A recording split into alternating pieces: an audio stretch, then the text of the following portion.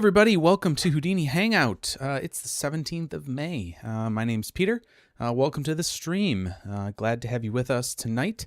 If you are new to the stream, welcome. If you watched last week, we talked about some attributes of Vellum, talked about a little bit of how just some of the basic concepts work and how the simulation is kind of driven by the attributes that we put onto the geometry, different geometry pieces using attributes. So so that was kind of what we talked about last week.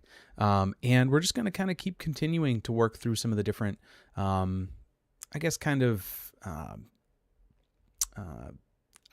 domains of Vellum, different types of sims that are that can be created using Vellum. Obviously, we can mix all of our simulation types together since it's a multi-solver. So that is not that's really not what these kind of talks are about yet. We're kind of trying to work through the basics to make sure that that's kind of well established, so we're all on the same page and we can all kind of understand some of the some of the introductory concepts of Vellum. But I'll say that in doing some of these videos and kind of just playing around and preparing a little bit, I've learned a few new things actually, which isn't surprising. There's no way anybody can know all of the ins and outs of and every part of Houdini. So I've learned a few new little tricks here and there, and a couple things that are helpful to either be able to maybe debug your constraints. There's a really cool thing that I learned about just this past week with that. And also just understanding a little bit better of maybe some of the ways to set up, tearing and breaking and things like that a little bit better. So I am glad to be able to do that. And some of my old streams actually probably will be null and void from some of the newer information I'll be able to put out here, but that's okay. Those streams are pretty old, so I doubt really many people are going back and watching them. But if you do happen to go back and watch some of the older Vellum streams, be kind to, however long ago that Peter you're watching was. But so the first thing I'm going to talk about before we jump into Houdini is our geometry, right? There was a question in the chat last week about what type of geometry does Vellum want? And I didn't know the answer to that, or at least didn't have a good reason to say either way. So I sort of, just deferred and said, I don't know. And so I went out and did some digging, asked around to some people on the team. And the end result that I got was that the preferred method of geometry for Vellum is triangles. That's not to say that quads, quad geometry can't work. You saw the stream last week, it worked just fine. But what it's actually doing is sort of similar to what I said, but has some specific differences. That it's taking the quad geometry and it is creating a triangular representation or encoding of it. Basically, it's not ever triangulating it and then untriangulating it. That's not happening. So I kind of postulated that could be the case, but that was incorrect. And so it's basically taking each quad and dividing it into two different triangles. And I noticed that in the simulation, and we talked about that a little bit last week. You could see that there was obviously some sort of bias towards the triangles when it was deforming the quadrangle.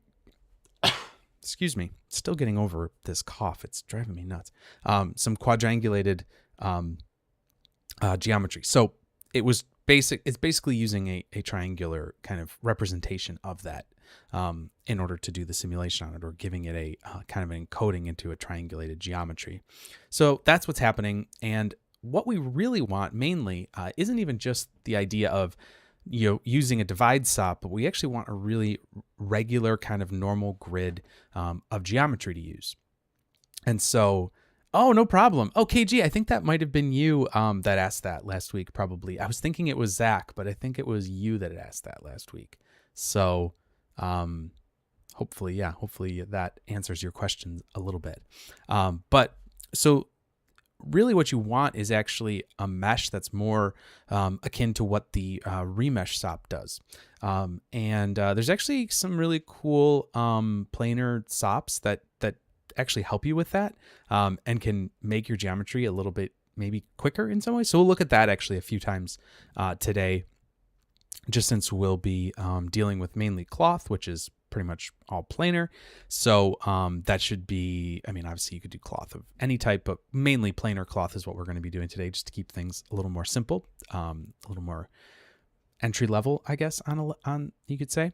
But yeah, so that's what we're going to, that was kind of what I found out. So glad we were able to kind of clear some of that information up. I posted that on the last video, like as a comment, and got some information. A couple of the folks from the dev team were kind enough to give me some a little bit more in-depth details.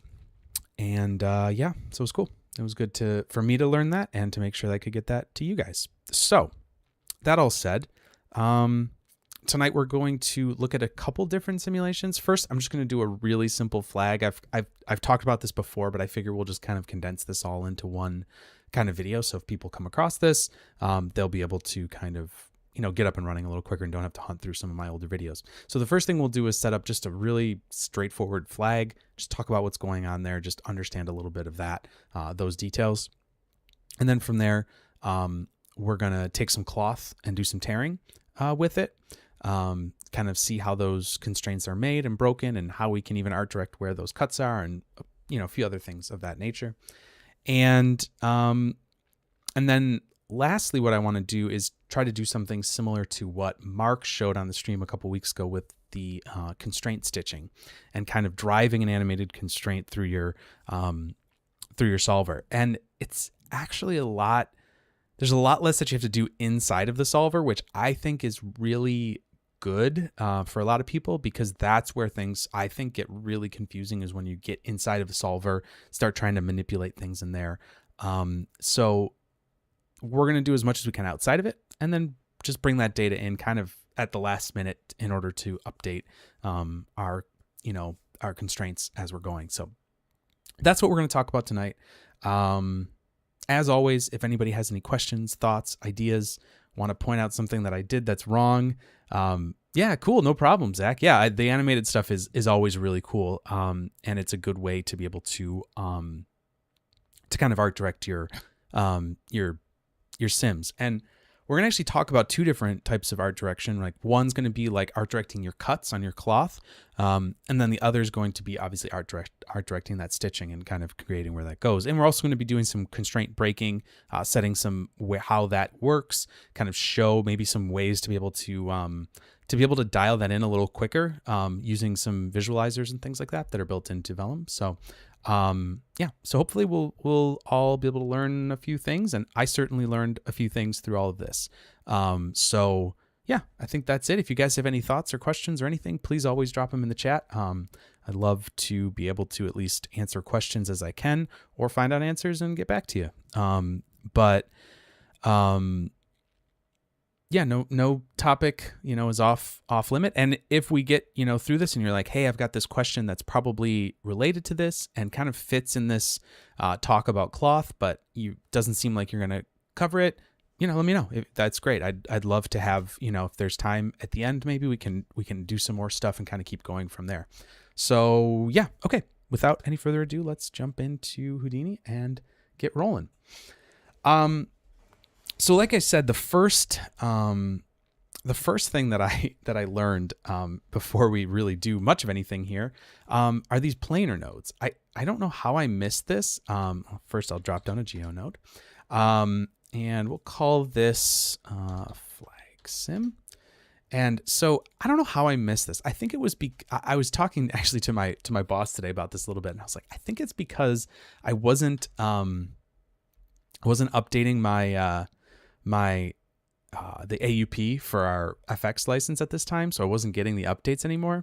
And I'm pretty sure that it was during the Vellum stuff. So I was like kind of just learning it through Apprentice, and I wasn't really like you know, keeping up on every detail of it through all the releases. I think we re-upped at like 18 or 18.5 or something like that.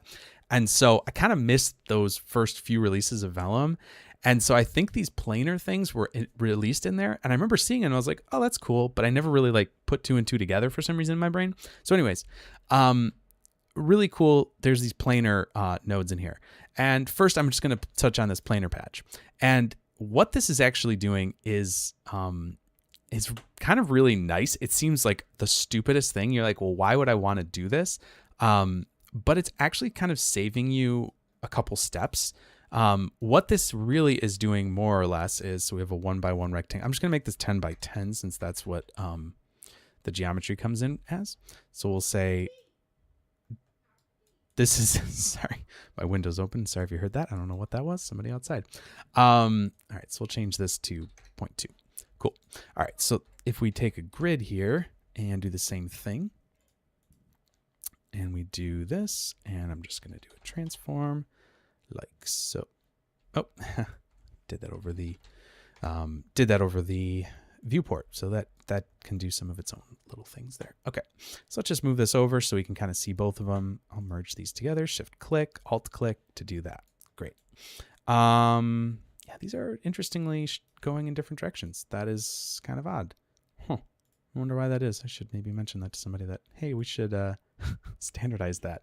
Anyways, if we add a remesh to this, we'll see that we're going to get more or less the exact same thing. Now, it's going to be maybe slightly different. There might be some more iterations or some more smoothing here, but you can see that more or less we're getting the exact same type of geometry, at least, or very, very similar to each other.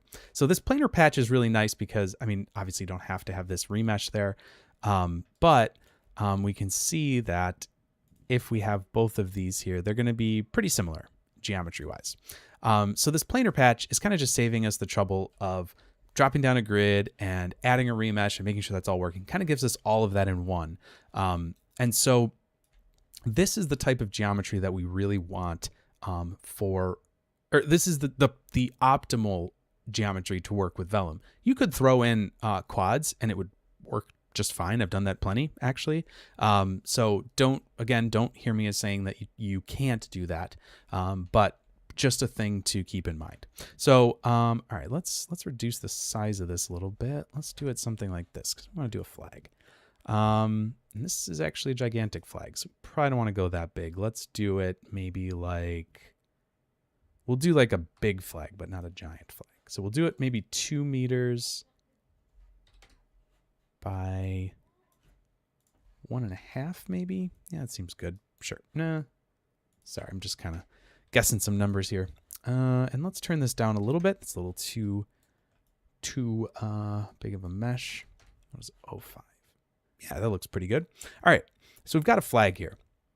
And the nice thing is, obviously, this is just all one node, right? So that makes things way easier. There's actually quite a few things going on in here, but we're basically starting with a grid, and there's probably a remesh here somewhere. I don't know where it is, but it's in here somewhere. Yeah, it's somewhere in here. Or maybe, yeah, it's actually doing other things. Maybe the planar patch from curves actually has the remesh in it. Because there's nope, just triangulate 2D. Yeah, so I'm thinking the remesh is maybe a low level node, but it might actually be an HDA anyways. But anyways, sorry, I'm diverging, or I'm going down a rabbit trail here. So let's also grab a tube. We can make this as something. This will just be our flagpole, so we can have some geometry to attach this to. So I'm going to move this over here because it's going to come into our constraint network. I'm going to template it. And let's take a look at what we can do here. Maybe we'll change the radius scale quite a bit.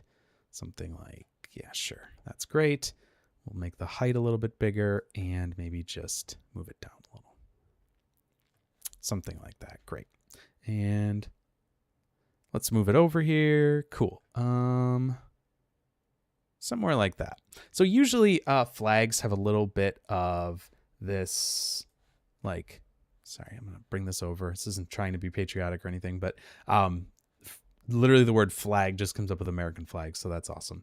But so what it normally has is like a few different connection points here. You can see there's like 5 or there's like 6 or 7 there. So that's what I'm going to do. I'm just going to, oops. I'm just going to put a few connections there for the cloth. So that's what I'm planning on doing with this tube and why I'm even putting it in there. So let's first make some cloth out of this geometry. So we can just put down a cloth, Vellum configure cloth, have that come up, and that's going to make our cloth that we want here, right? And so what we could do is pin some points and things like that. But I was kind of thinking about this and I was like, you know what, we should do this a little bit differently. We should use a different type of constraint to pin it to the pole, because really in real life, you would have like a ring there and it would connect to the flag and that would have some play in it, right? So this all wouldn't just be, rigid. So let's do this two different ways. Let's do a Vellum solver. Drop this after it. And so let's first do this just by pinning some points here, right? So let's look at our Vellum cloth, and I'm just gonna pin a couple of points. In fact, why don't I just do this? Why don't I make a group that can allow me to pin points and create these constraints a little bit easier? So I'm gonna put down a group, and we're just gonna make a point group here. And I'm just gonna select some points here, and we'll just say like maybe these 3 points up here. I'm just gonna choose a few different spots here kind of evenly. So maybe those there, maybe those there, not that one. I'm just going to kind of pick little triangles. Maybe these here, not that one. And then these at the bottom. All right, so we've got a few little points here that we're going to constrain, right? So that's going to be our points. I'm going to hit enter over the viewport, and that selected me points for me. Let me just make sure that this is actually working. Yep, there's our highlighted points. So those are our group. And I'm just going to call this maybe attachment. I'm going to say attach points like that. Cool. So if we come in here and set our attach points group as our pin points, that is one way to be able to set these pin constraints, right? We talked about that last week a little bit, and these are basically just going to pin those in place. So if I go into my solver, I'm going to give this another sub step here. In fact, if you look at the Vellum cloth help card, I believe it says, or somewhere in the Vellum help, it said something like, I think maybe like 4 or 5 is maybe like a good number of sub steps, but we're not doing anything that's overly complicated. So really speed is a little bit more the name of the game here. So I'm just going to let this kind of do its thing, right? So there's our flag falling down, right? It's kind of blown around. We don't have that as a collider, so it's just falling. Not really doing much of anything interesting, but just kind of hanging there. Cool. And so we could even up our constraint iterations a little more, maybe 150 or something like that, and just, give it a little bit more constraint. But you can see that this is just staying completely rigidly in place, right? There's nothing going on here that's really interesting. So that's kind of unfortunate a little bit. We should be able to have a little bit of give here, I think, depending on the wind and all that kind of stuff. So let's, speaking of wind, let's actually add some wind in here. And what I'm going to do is not add it through this force. I'm going to uncheck that off. And I'm going to go in here and just under force, I'm going to do pop wind, because I can actually set the wind. Hello. I can actually set some noise and things like that in here as well. So this is going to be a little bit nicer in my mind. So I know you can't see it there, but X is moving in this direction. So we're going to add some wind in X. I don't know, maybe 3. 0.1 should be a good air resistance to start with. And we'll add a little bit of wind amplitude here, maybe 1. I always try to think about like, okay, if my wind is 3, I don't want my amplitude to ever like fully kill that wind and have it go backwards. And I don't want it to be too close to that. In this case, I want to have kind of just a gentle kind of breeze moving, and I don't want the amplitude of the noise to be overly like controlling this situation here. So I'm just going to do that for now, and let's just kind of see where this gets us. We'll probably add a little bit of something into this. It's not going to really be too much. Let's see how this looks. Yeah, it's a little something. Could probably have a little bit more. Let's give it a little more of a kick here. Yeah, there we go. It's a little more interesting. And let's do maybe like 2.5 here. Maybe like half the noise amplitude. Oh, the other thing I want to check too, before we get too far into this, is some of our initial settings here, like the thickness. So let's visualize that. You can turn on the visualize thickness right there. And we can look at kind of the general thickness of this.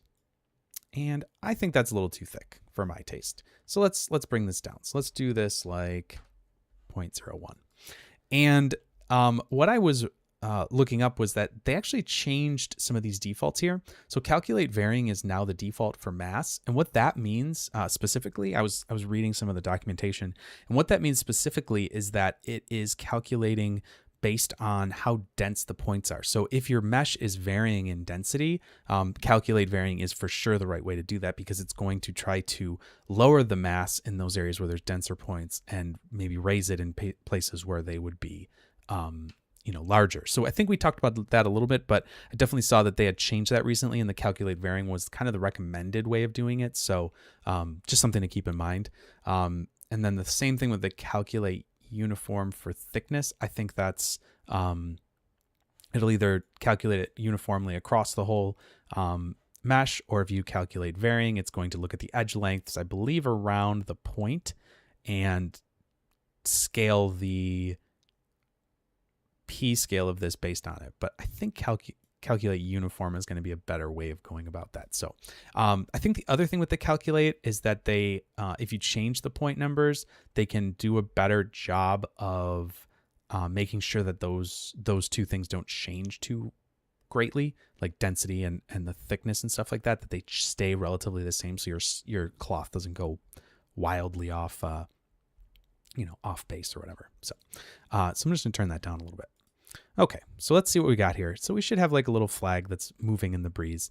But again, if we look at this edge, we have some movement, but it's really super static and not interesting. And that's really not giving us what we would want with a flag. So why don't I do this? Why don't I get a little shot here that I can render? I can get a camera in, and we'll kind of take a shot from this angle here, from like a camera angle.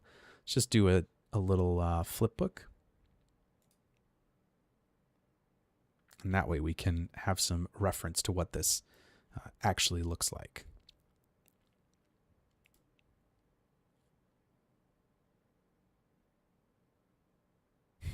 It's funny, when you see it in full motion, it looks a little crazier than you would think sometimes, but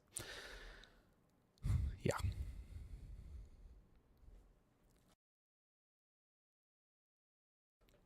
Excuse me.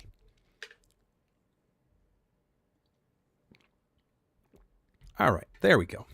We've got our simulation here, but you can see that this edge is staying relatively tight and really not, I don't think, super interesting. So let's do a little bit maybe better job of actually setting this up the way we might want it. So we've got our wind inside of this solver, so that's working.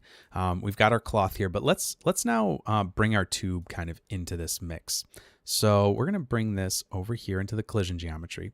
And so now this is going to be something that this can collide with, but it'll also be something that our constraints can look at and make those connections to. So we did that last week, and what we can do is Vellum pin, no, attach to geometry. That's what I wanted. So we're going to do an attach to geometry here. So what we can do is we can say attach to geometry like this. And now what you're going to see is that every single point is trying to attach to this geometry, which is not what we want. We want it to actually only work on those certain points that we had specified. So let's take this in our regular vellum cloth here and remove our attach points from those pins. So now if we simulate this, I'm just going to turn this off for a second. This should just fall. Yep, just falls. Bye. Okay, so we're not pinned anymore. But now we're going to do this attach. So let's say initialize cloth, and this will say attach to pole. Cool. All right, so let's grab our geometry that we want to use. So we want to use a point group, and we want to use attach points. Cool. So now we have our attach points here. that are gonna be set up attaching to that pole. So let's just see what this does. See if we need to tweak this. See how we feel about this simulation. So with our Vellum solver, what we can do is we can go into the visualize and we can say attach to geometry, and that'll actually visualize those constraints for us. So we can see what's happening here. So let's hit play here. And now you can see that those are now moving and kind of wiggling in the wind. And I think this is going to be a lot more interesting of a simulation, because not only is the flag, flapping in the wind, but it's now just not like locked to this arbitrary point in space. It is constrained to the pole, but it's no longer, it's no longer being, kind of held perfectly in place. And I think this really gives this shot a lot more life. You could also imagine that you could set up constraints between other objects too, right? That's obviously kind of going to another level with this. I'm gonna turn this down so we're not animating too fast, or not playing back too fast.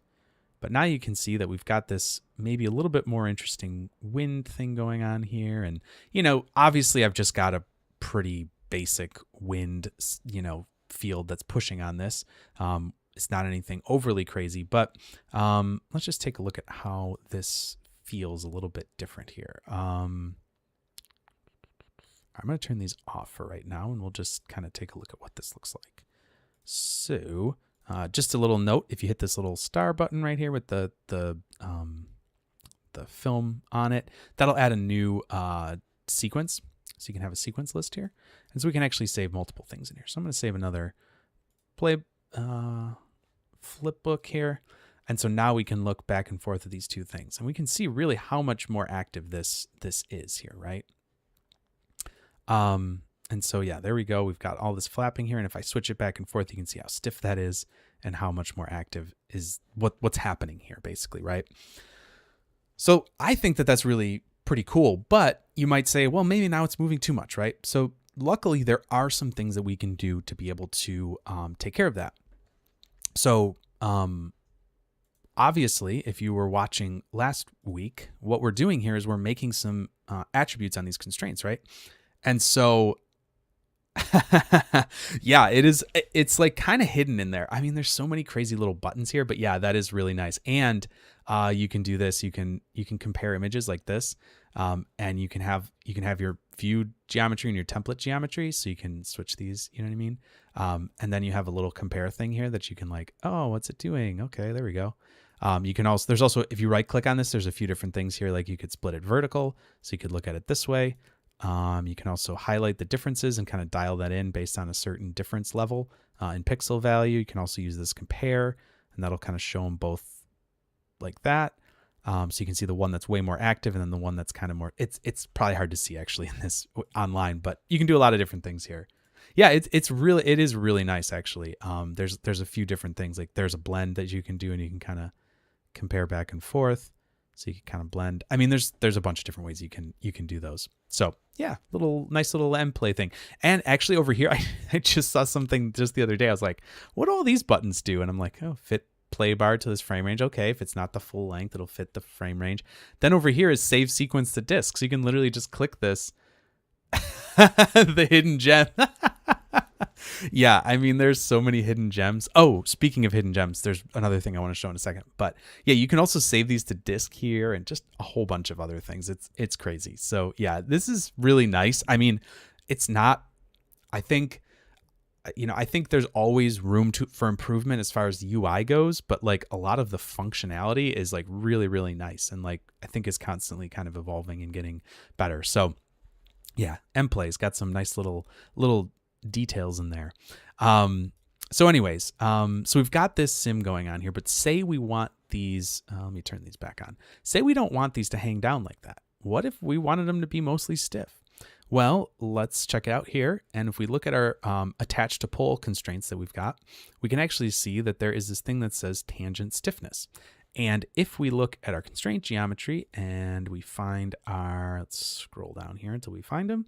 There's our attach to pole constraint tags. If you remember, those get written from this tag down here that's writing out OS, which if we middle click and evaluate that says attach to pole. So that's where our constraint tag is coming from. There's really not many of them. Obviously, there's just only a few. But what we can do here is we can change this tangent stiffness, right? And that should just add something in here. I'm not sure what it added. Let me see. Let me see if I can do this. Constraint geometry. And I'm going to pin this. If I turn this off and refresh it. Okay, yep, I can see that it's changing. Cool. Okay, so what is getting added here?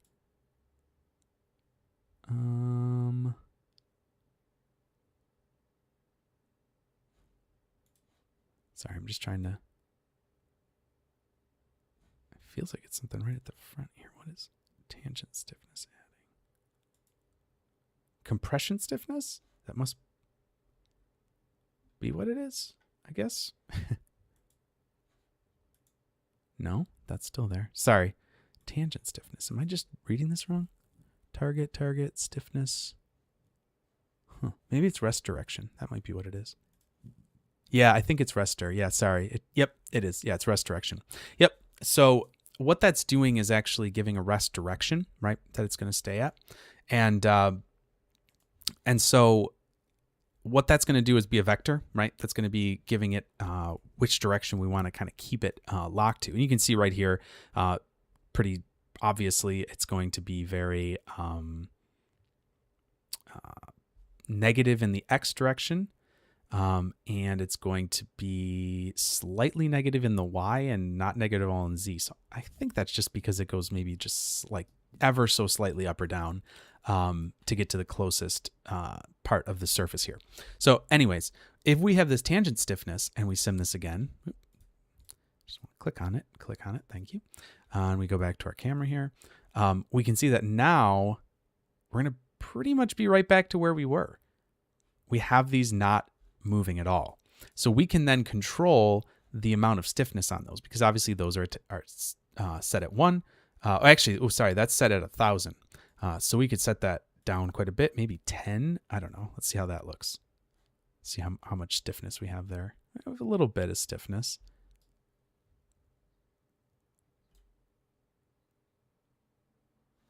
Yeah, a little bit of stiffness. And we can just kind of keep bringing this down. Maybe just 1 is enough just to give it a little bit of stiffness. Yeah, so you can kind of, and you can see here, obviously there's going to be more strain on the top than there is at the bottom. So, maybe that makes more sense that it's a little stiffer, it's showing some more stiffness at the bottom. But anyways, you can actually control the stiffness of that tangent.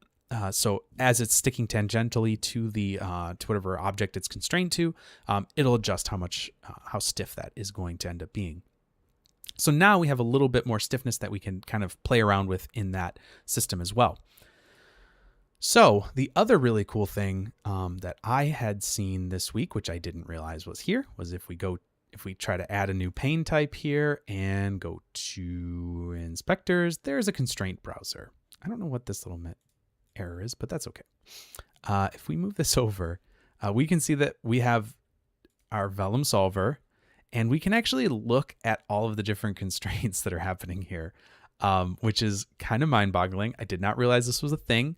I must have missed this somewhere, which is really kind of frustrating, but here we are. I don't know all of the details of this, right? Oh, interesting. Oh, that's kind of cool. I didn't know it would do that. You can do an isolate there. It'll add a blast. I've only looked at this for a second and I was like, oh, this is cool. I didn't realize this. So we have attached to pole constraints. We have initialized the cloth constraints here. We have bend and distance constraints. You can see here the different stiffness and compression stiffness and all these different types of things. So pretty cool. It's a way that you can really quickly go through and take a look at all of these different constraints that are on your geometry. So if you're working in Vellum, the constraint browser might be for you to kind of keep track of all your constraints, because what I'm doing right now is pretty simple. But if you've got, dozens of constraints in your scene, that could be really helpful. So it looks like we can edit the constraints here. We can isolate them. Oh, so probably what this would do, sorry. If I selected it here, I bet you this would, if I wanted to edit this. Yep. Oh, that's cool. Yeah, so oh, that's, gosh, this is a really slick thing that it just did. It just opened up a constraint property like pane. Yeah, it really is. So this actually is allowing me to adjust the constraint properties, and it drops this down, drops a pane in there, and you can tweak them and do all that kind of stuff. So it's adding the constraint tag, and like, oh, that's nice. I mean, you could end up with a lot of nodes doing that, but it's good to know that it's there, right? Also, it looks like jump to creator node. That's kind of cool. So we could say, oh, I want to go to the initialized cloth. There we go. We jump to that node. Now we can mess around with it. No, it isn't the DOPS level Vellum properties. No. Because when I think what it's able to do is, ooh, didn't like that. Interesting. So what this is doing here is I think it's just looking at the geometry here and it's seeing, oh, we have these three different types. Like, as if I come up here, I don't think this is going to show anything. Yeah, it's not. So I think what it's doing is, hey, it's basically like the geometry spreadsheet. When you hit this, you can see, okay, we can change to Vellum geometry, we can change to constraint geometry, we can change to collision. So it knows that it's kind of this type of geometry here, right? That it has this kind of Vellum setup, right? And so when it sees that, it says, oh, I can visualize this, and it loads this up and populates this menu. I don't know the specifics of how obviously that works, but it is a little different than what you would find in here. Because if you go inside of here and just like look at something, you're going to see there's the Vellum object here. And the way that these are actually done are a little different, right? This I know this is probably hard to read underneath here, but behind me, I'll duck out of the way. This says geometry here. So there's geometry. Then there's also the collision geometry up here. So it's a little different than that because it's specifically looking at what kind of constraints there are. And in fact, when we go into the DOP level here, there's nothing showing there. So it's really just a visualizer for your SOP level when you're working with all your different constraints and stuff like that. You can imagine you might merge in a bunch of constraints over time, and that could be really helpful to be able to to see varying levels of things that are kind of being merged together. And at this point, no. Okay, so it's not actually showing what kind of like Vellum objects you have. It's not doing anything with like name of them. It's really just looking at the constraint tags, I believe, and then looking at what type of constraints exist within those tags, right? So there's an attach normal. There's a bend and a distance with the initialized cloth. So that's looking at the tags, using that to then populate this window. So anyways, that's the constraint browser. It's pretty slick. I'm not really going to use it right now just because I'm not really used to using it, and there's not really anything complicated enough to warrant that. But I saw that and I was like, gosh, that's cool. So another nice little thing to add into the mix. So that is kind of how you would maybe set up obviously a super basic cloth sim, but again, just trying to understand a little bit more of what's going on inside of, not inside of the simulation, but kind of the attributes that we're building and thought processes for how we might, make these things work. And in this case too, right, we have a collision object in there now. So if we were to turn this wind, let's just come in here. We can actually just maybe turn this off and just simulate it. You're going to see that now this, even, with it being constrained, and now there's this pole in here, it's actually going to collide with that, right? So if this falls down, the cloth is going to actually collide with this pole, and it's not going to, be flapping around and doing all this crazy stuff, kind of swinging back and forth. It's just going to be constrained in place. So that is kind of just a basic flag, kind of understanding of what a flag, how to set up a flag like this. But something just to notice here too with these planar patches, which is kind of cool, is you can also do different shapes. I didn't kind of touch on this, but you could do a trapezoid, and you could do something like taper it, right? So you could taper it either side. You could taper it to the right, top, bottom, whatever. So maybe you wanted a hanging banner or something. You could do like that. You can also do a circle, or you could do a ring, and all these different things that you can do with it. So it's pretty neat. We'll do a couple things with those varying shapes as we go here. But yeah, so hopefully you guys don't have any questions about that. Let me know if you do. But that's kind of just a real basic kind of look at setting something up like this. And the next thing we're going to do is talk about constraining to animated objects, and then also building in a tear to a mesh. So let me know if you guys have any questions about this or any little clarifying things, and then we'll keep going and jump on to the next little bit.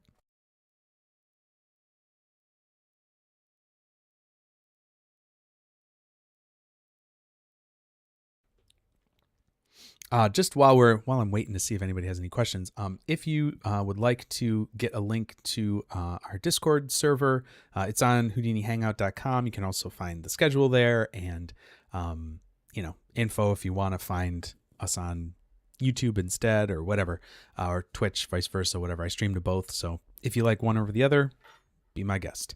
Also, if you're looking for the actual YouTube channel, which is a place where I can actually easily kind of control all of my videos going, don't have to deal with like trying to clip my videos every week and all that kind of stuff on Twitch, you can go to YouTube and all the recordings are there, so feel free to check that out. But yeah, I think we're good. I don't think anybody has any questions about that, so let's I'm just gonna put this up here and call this flag cam. Cool. All right, so let's add another geometry node here. And what we're going to do is we're going to call this cloth tear. Space there. Okay, so let's go inside. We're going to grab another one of those planar patches, because why not? It's kind of nice.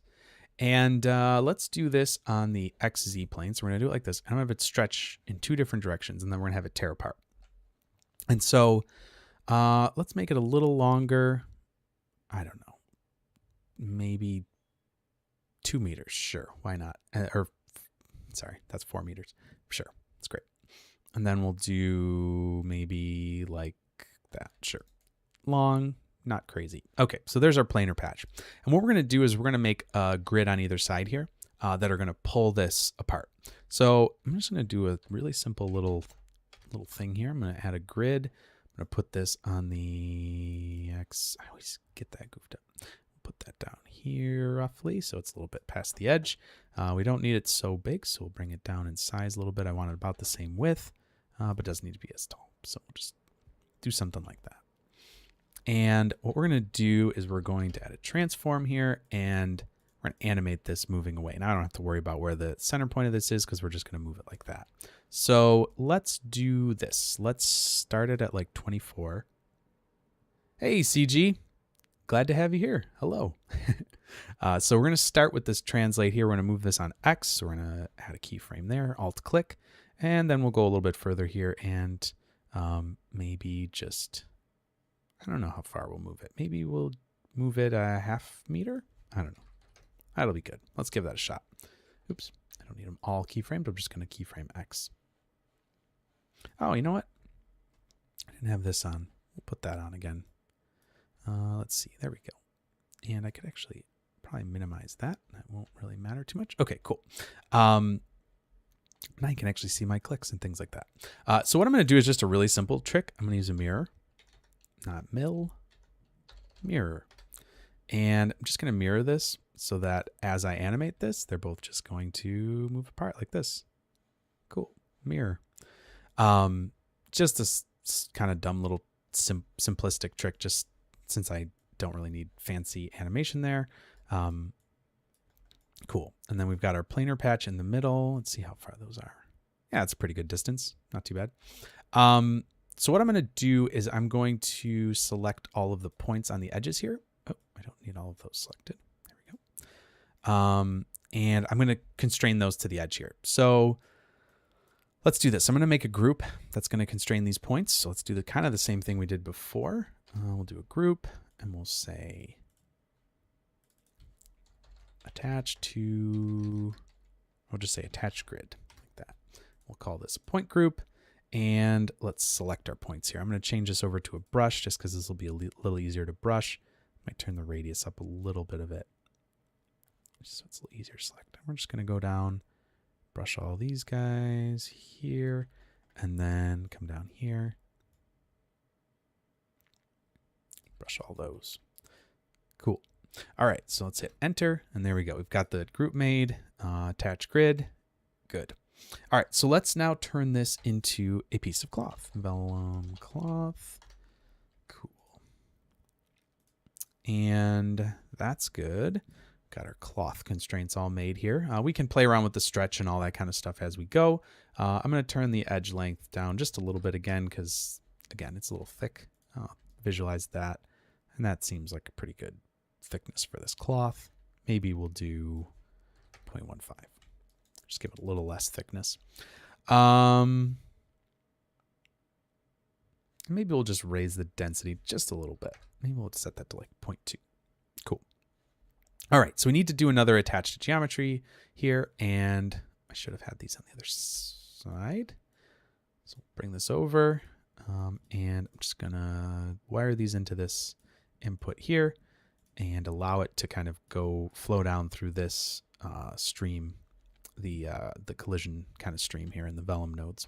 So let's grab an attached geometry. We'll just click and have those all made like that. And great. Look at that. They're all constrained to either side. Perfect. We nailed it. Now we're going to do the same thing we did before. We're going to change the group type here to points.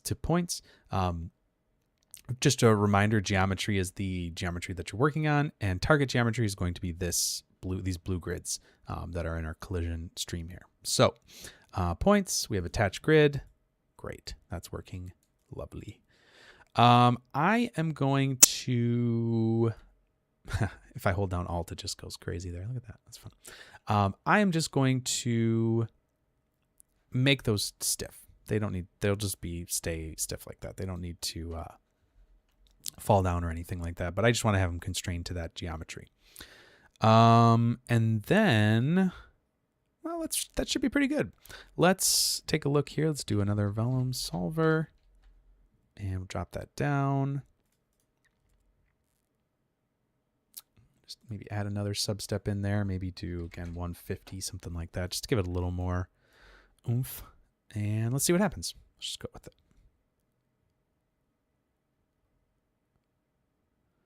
Cool, cool, cool. Let me just turn this off so we don't have to deal with that. So we're stretching here. And so what we want to do is break this geometry at some point, right? Obviously we're getting, stretched, more and more stretched out cloth. And it's getting, you can see it's getting tighter and tighter, and some of that, energy is kind of damping out. And now we're just have this really stretched out cloth, but we want it to break before this. So let's talk a little bit about how we might do this. So yeah, this is doing something. It's doing something decent. Actually might add one more substep in here just to give it a little bit able to not be quite as stretchy. You'll notice obviously that the longer a piece of cloth is, the more stretchy it's going to be, but also if your substeps are fairly low, it's going to allow it to stretch quite a bit more. So that's just a reminder. But okay, so let's do something where we can break this cloth up, right? So let's add some cuts into this, and then we can go from there. So what we want to do is an edge fracture, I think is what it is, right? Yes, edge fracture. So if we edge fracture it, looks like nothing happened here. But you will notice, or should notice, let's see here.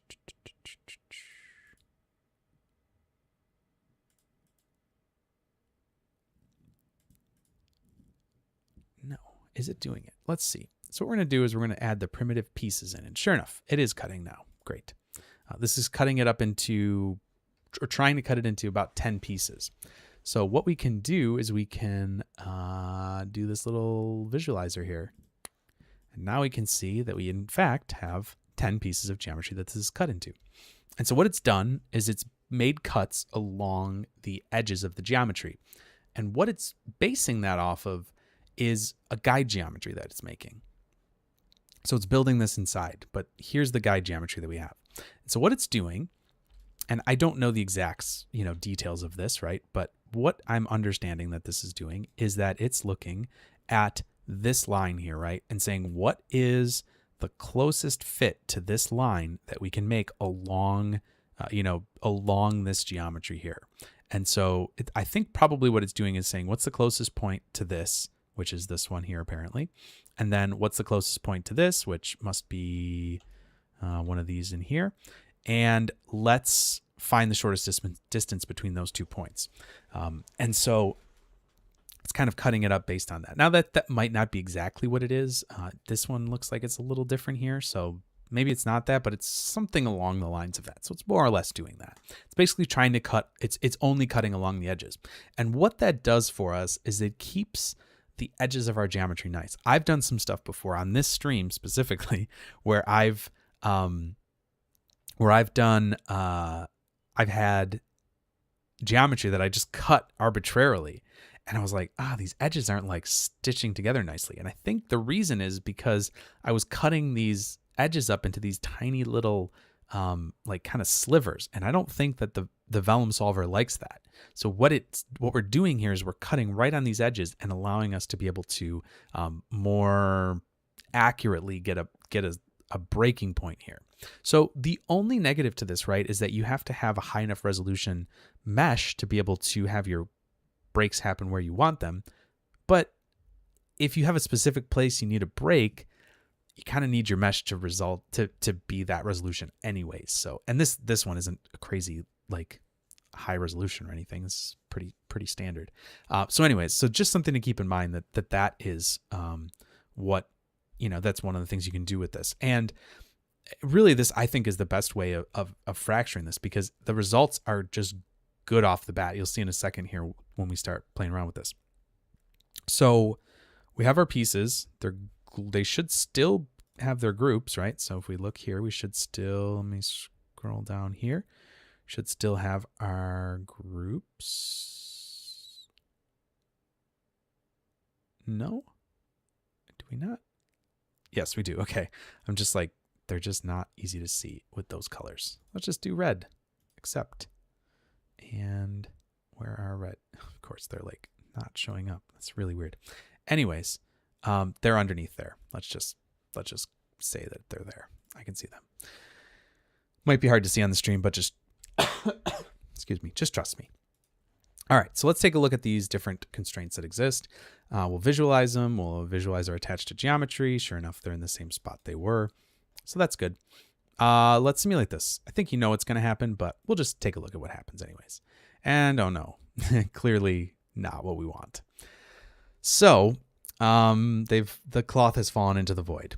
So what we need to do now is we need to stitch this together, right? Because we've cut it, right? We've cut these pieces of geometry. And I believe if we look at this, I'm going to turn this visualizer off. I'm going to turn the guide geometry off. I believe if we look at these points here, we're going to see, yep, there's doubled points on these edges, right? So these now have unique points here.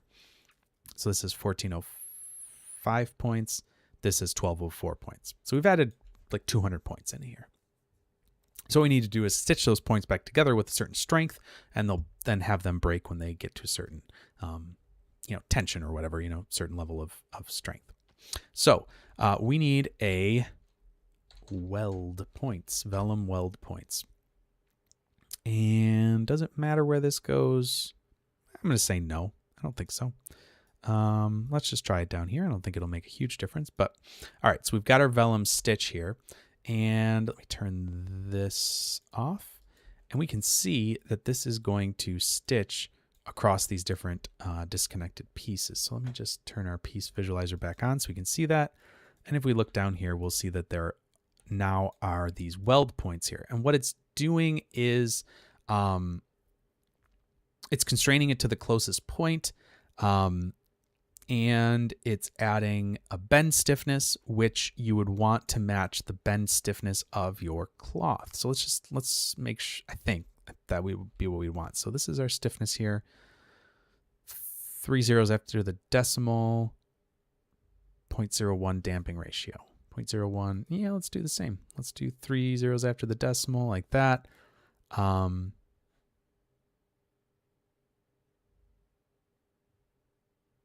Oh, sorry, I missed that. Copy neighboring stiffness. So there we go. It's just going to copy the neighbor stiffness. So no need to worry about that too much. I missed that little checkbox there. Anyways, so this is basically just looking at, connected pieces and constraining them, or disconnected pieces and constraining them together. So now when we sim this, we should have, I'm going to turn off this visualizer here. We should have a piece of fabric again. Let's just double check here. And sure enough, we're basically back to where we were. So now we might say, okay, well, we've done all of this. How do we want to control this breaking, right? We could obviously art direct it. We could obviously, animate the, the properties of these constraints. We could delete them, do things like that. But let's not be so heavy-handed with it. Let's kind of see if we can't do something interesting with the solver itself to do something that will dynamically break. So the thing that we can do is we can figure out how, at what level we want this, like at what amount of strain, let's just say, that we want this to break. And so we have this one mode right here called this false color mode. What we can do is we can say, let's look at the stretch stress, right? We can set a max stretch stress. That is a mouthful. And so what this is going to do is color our geometry based on how close it is to this maximum value. So we can think of this almost as like a threshold for like fully stressed, right? So 0.01. So let's just play this and we'll see what this looks like. And you can see right now, okay, the whole cloth is at maximum stretch, like basically from the start. That's a really low value. You can see there, it's like a frame that it's like, hey, it's got some, it's like 0 to 1. It's at 1. So that's not what we want. But let's say we want this to rip and tear, I don't know, frame 144. Let's just say that's where we want it to tear. I would maybe go to this frame and play around with this value and see what this does. So as we start to bring this up, we should see this, start to kind of break up a little bit. And so we don't want this to be something that's going to be just absolutely insane, but oops, grabbed the wrong value there. So maybe it would be something in this range. So now we can see that we're visualizing something around, I don't know, let's just say like 13.5. So now these red values are all above 13.5. So we know that if that stretch, or that we set our breaking threshold to be 13.5, all of that red section would at this point be broken, which is a pretty good amount of the simulated geometry. So this is kind of a way to be able to see like, hey, what are we looking at here as far as the stretch stress? Now, another thing we can do is stretch distance. This reset the value here, but we could look at this and say what's our distance of our stress? And so it's actually pretty low. It's not a super high value. So we can just kind of look at this and see like, okay, maybe we could do that 0.019, that's another option. It's a little bit of a different, pattern here that's happening because we're looking at the distance that these constraints are stretching over their rest, I want to say, or maybe just how far they've come from rest, like what the distance they've stretched from rest. Now you could also do a stretch ratio, and I think this will be similar probably, but it's maybe a little bit of a higher value. So there's a lot of different things that you can visualize here. Maybe we'll just stick with stretch stress and do that first. So let's try something around 13.5. So let's go up to our welds, right? Because these are what we want to break. There's all of our welds. You can actually see how stretched out it is here. It's really thinned out in the middle there. If we come down here to our breaking threshold, we can turn this on and we have it set to stretch stress. So let's grab that value, 13.5. So let's put that into here. Maybe we'll just do 13, just even 13. And do that, and then let's reset our simulation here. And actually, you know what? I'm just going to give myself a little more cache here. Simulation, just up this little. Not that I think it's going to go over, but let's do that. And we can turn this off. We don't need that visualization anymore. All right, so let's see what happens here. So we're going to get more and more of these stresses built up. We should start seeing some of those constraints popping, and we'll see. Maybe this isn't exactly right, and we can kind of tweak it from there. Maybe we want it more stronger or weaker. We can see. But I think this is going to give us a pretty nice approximation of where we want this to break. Remember, I had that calculating about 144, and so far it doesn't look like any of them have broken yet. I had one break there on the edge, got a couple more breaking in the middle there, and there we go. We got some breaks. Now, the only thing in this case that looks a little silly is that our cloth didn't break all the way across. So maybe I had it last a little bit too long. Maybe it could have broken a little sooner. But these breaks are fairly robust. Like you can see here that this line right here that's broken, even though it hasn't gone all the way to like break this piece off, right? So, but it's still staying like nice, and there's no like weird jittering or anything weird going on there.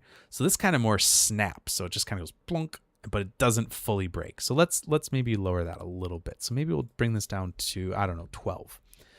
But you can see how much quicker just letting that run once and know what your values are, how much better that's going to be for you. Because if you just start with the default and just go, yeah, sure, break it 0.01, I mean, it's going to instantly break. Then you're like, okay, well, what about 1? And then it's still going to break pretty quickly. So having that first before you turn the braking on and kind of getting a lay of the land as far as how much strains and things like that are in your simulation, I think is a good way of doing it. There's other probably ways of kind of, visualizing and kind of figuring that out as well.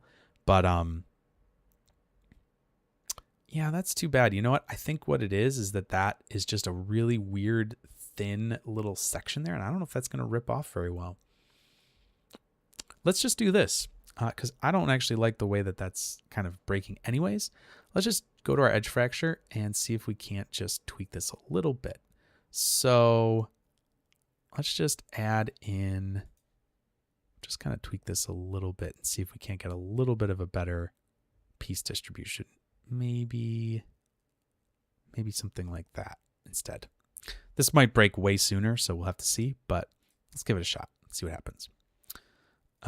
Actually, I don't want that on because I think it's more fun to look at when it doesn't have that on, because then you're kind of like, where is it going to break? Not, oh, here's all the lines it's going to break at. So let's see what happens here.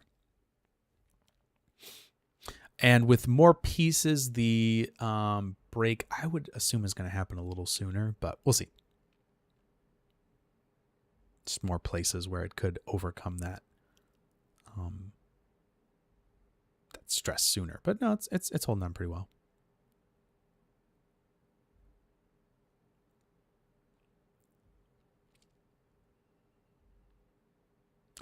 It did it on the other side. That's so funny.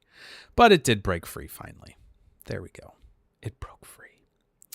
And so, yeah, so we've got our cloth kind of hanging down and it's doing its thing, right? Everything's working kind of the way we wanted to. We've got some tears in it from it being stretched too far, but some of it hasn't broken. Some of it has.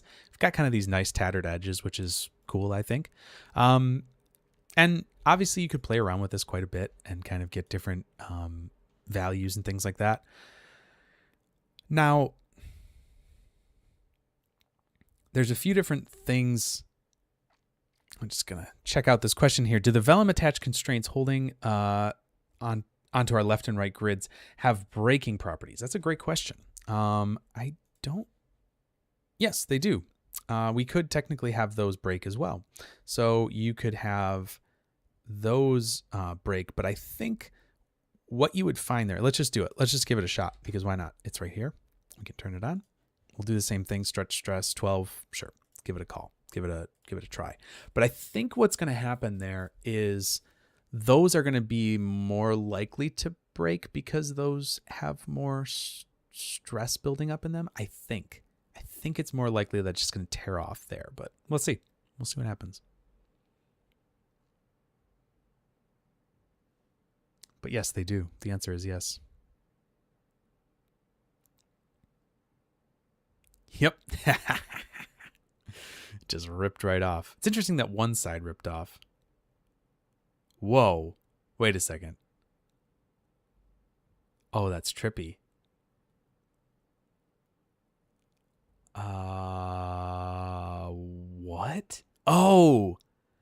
Wow, that's an unexpected side effect of having that. I bet you that's from the tangential strength. I bet you it's just not letting it it's not letting it change from being tangent to this. Oh, that's so weird. That is real trippy.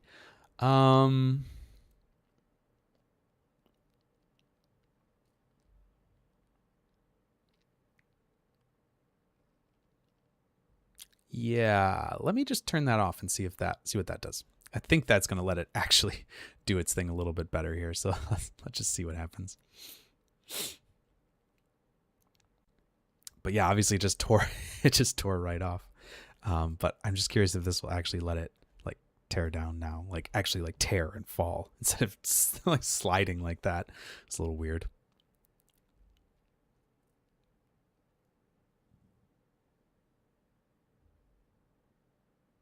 Yeah, some of those rips on the edge were definitely. There we go. That's a more normal cloth type behavior. Not sliding on some arbitrary thing. So there we go. So yes, it does. They can rip off.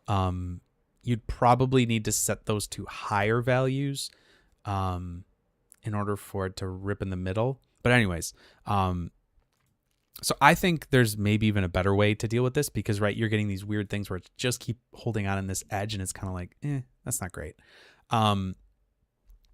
So another interesting thing that'll happen here sometimes too is like, say you're like, I'm going to do this before and talk about this first before we go into talking about art directing these cuts. So let's say we've got something like these edge fractures here, right? And we like this pattern for whatever reason. Let's even make this a little lower here, like something like 15. So we like this pattern. This is what we like. We want to go forward with this, right? Well, with this edge fracture, like watch what happens. Let's see. I'm going to make two different ones just so we can switch between them. All right, let's drop that in there. Then I'm going to make another one here and I'm going to up the edge length of this. So maybe we have a higher resolution that we want to work with, something like that. Obviously, these are going to have to be redone because they are just, I did these by selecting them. Obviously, you could programmatically select these, but I'm just doing it the dumb, simple way. Cool. And let's do this. You could programmatically do these, maybe procedurally do this with something like a distance to those grids or, any number of things. You could say certain distance along the, oh, dummy. Let go of the shift. That was not good. It's not what I wanted. Okay. Now we got them. Done. Okay. So we've got this, and here's our other edge fracture. Let's take a look here, see if this works. Oh, it's changed the geometry. So the reason for this is if you look at this edge fracture, let me turn this off. You look at this guide geometry. What it's actually doing inside is there's a remesh SOP in there, or a poly reduce, and it's poly reducing the this grid, this big planar grid, and that's what's driving those shapes. So you can imagine then if you change what's happening up here with this grid and maybe this geometry in the middle and there's more points along the edge and all that stuff, when you go to remesh it and look at the guide geometry here, it's going to change, right? In fact, this is probably a little bit of a better geometry. It's not quite as like got these skinny little pieces here, but that does change. So what you could do, instead of relying on their pieces to drive that, you could actually take your planar patch here, and you could just make a grid and just copy these values over. Let's say you're working with a rectangle here, so we're just going to say the same thing. So we're going to paste relative references there. We're also going to grab the center, not that we did that, and we're also going to paste relative references there. Then we can just set this grid to be 2 by 2, or no, we're going to make this higher resolution. So we'll do like 100 by 100, just so it's got a little bit to it. And then what we'll do is do a poly reduce here. And we can set this to be, instead of percentage, we could say output polygon count, and we could say something like 15, right? So there is our 15 polygons. And we can see that that's not exactly the same as what these were, but it's kind of in the same ballpark, right? It's like, it's kind of similar. Now it's, you know, maybe the lengths are equalized a little bit more, you know, whatever. But nonetheless, there's a mesh going on here. And what we can do is we can take this, we can convert this to a line like so, and then throw that into here as their fracture curves. And so now I'm going to turn off these initial pieces. We don't need that. And now we can look at our pieces again, and we have those set like so. You know what? I'm going to reset this because I think that was acting really weird over there. So now we're good. These are triangles. We're all good. But now what will happen, I'm going to get rid of this because we don't really need to see that anymore. We know what happened there. So now I have this that's kind of representing, is kind of duplicating this shape. And what we can do now is we could update the edge length of this. And those shapes are basically going to stay exactly the same. I mean, the cuts are going to change a little bit, right? Because they're going to be going on slightly different little routes there. Oh, great! Thanks for joining. Or I'm not sure how to say that word, but thanks for joining. Glad they've been informative. Oh, Zach, sorry, I missed your comment there. I think the planar patch has left and right seam groups built in. I think you're very right. It does.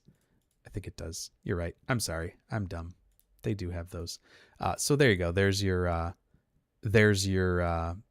groups that you could get out of there. But anyways, I was not even thinking of that. You're right. This is totally pointless. So yeah, you could just grab those. But anyways, what this is going to let you do is keep this same geometry and be able to use that over and over. So depending on your length of this here, you could obviously cut this however you might want to.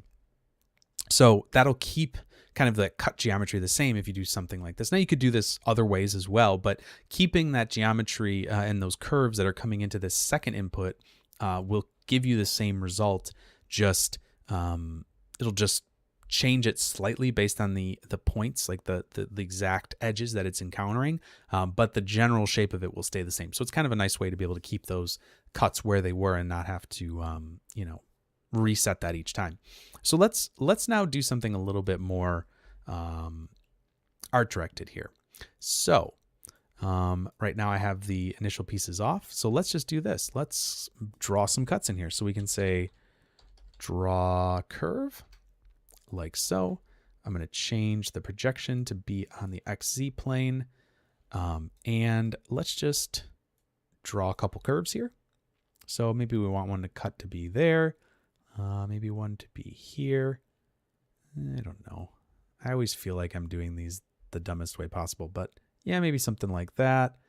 And, oh, I don't know. Sure, maybe one here. Cool. So we've got some cuts that we're going to use for our geometry. So let's just clean these up a little, just since they're kind of a little messy. So, they're not very regular. So let's do a couple resamples here. So I'm going to do a first resample just to kind of make some even points. I'm going to keep those straight. And then I'm going to resample them again with a subdivision, and that'll smooth them out even more. So there we go. There we've got some points. Maybe we'll do them like 0.3 or something like that, right? And then from there, we can do a resample again and just smooth them out just a little bit more and just get a few more points in there. I'm going to do these subdivision curves, and something like that should be fine. Cool. Great. So now we've got some curves. We can drop those into this edge fracture. Sure enough, we've got cuts. And so we could draw any other cuts we might want in here. So maybe we want to do one that's more like, gosh, I don't know. Maybe it starts here and comes up and across there. I don't know, something like that. Cool. But anyways, pretty performative. It's not really like, considering I'm drawing and resampling and doing a bunch of stuff there, it pretty performative. So anyways, let's take a look at what this looks like right now, because now we know we're not going to get any cuts here. We're not going to get any cuts over here, and it's just going to be fracturing that's happening in the middle here. So let's take a look at this and see maybe how this fares a little bit better for our simulation. Yes, the group problem. Well, let's fix that. Oh, cool. What in the world? That's a fun one. All right. Away we go, back into Houdini world here. Sorry about that. We will continue.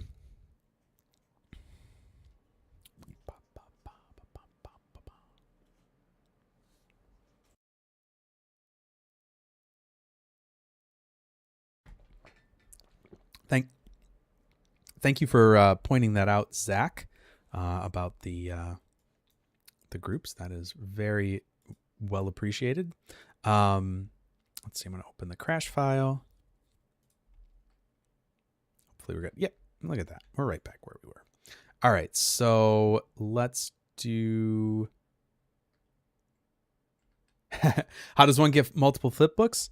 Very simple. You just... you render your flipbook, right? Not that anything's happening here. Let me render this maybe instead, even though nothing is going to happen. That's interesting.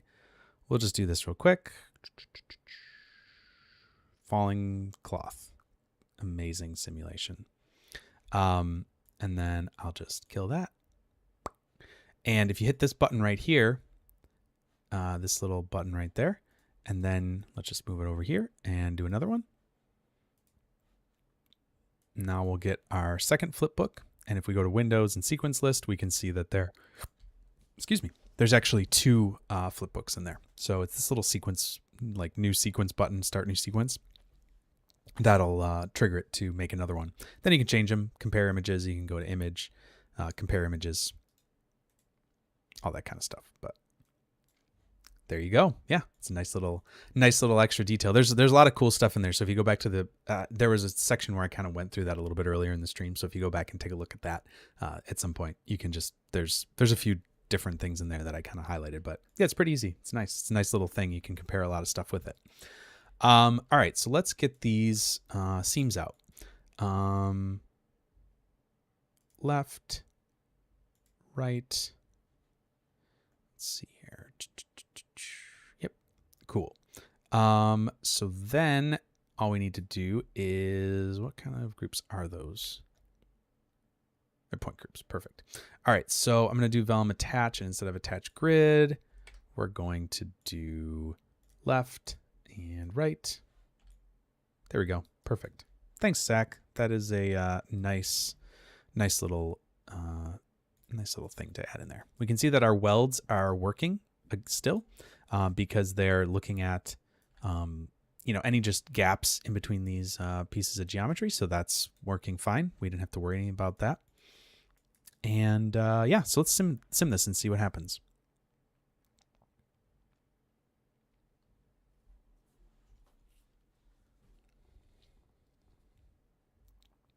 So now, obviously, we're only going to get breaks right where we asked it to break, basically, which I think is a nice way to be able to get a little bit of a more art directable result instead of just kind of relying on certain fracturing values and things like that. This way, we can just kind of tell it, hey, break at this point, and when we get to the strain should be relatively the same. So I think we're going to break at just about the same point, hopefully.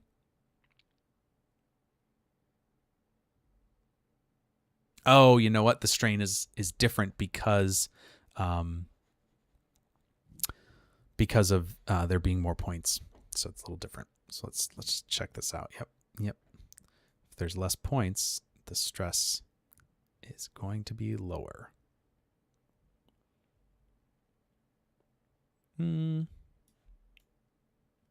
Let's say 1.95. That seems like a good one. So let's do that. So we're going to grab our weld. We're going to do 1.95. Give that a shot. Might break a little sooner, like we said before, but let's see what happens. So yeah, as you add more points into the system, that stress is going to be kind of, it's going to be a bunch of smaller stresses, right? That you're kind of dividing that up. So less stress, I think, is going to be building up in each constraint. So it could also be that having more points is making the cloth inherently a little bit more flexible, and so there's less stress building up because of that as well. So there might be a couple different reasons for that, but I'm just kind of conjecturing here. And there we go. We had our cloth break at one of those seams that we asked it to. You could obviously draw less, spots for it to break. And that's going to maybe be a little bit nicer. Hey, look at that. Are we in no, we're not in a good spot for that. That's okay.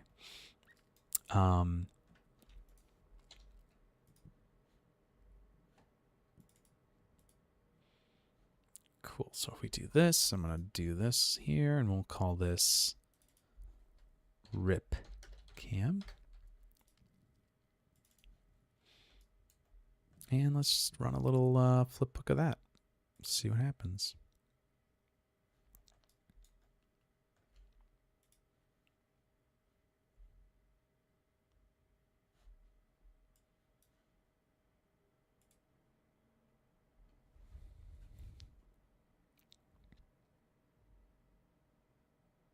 There we go.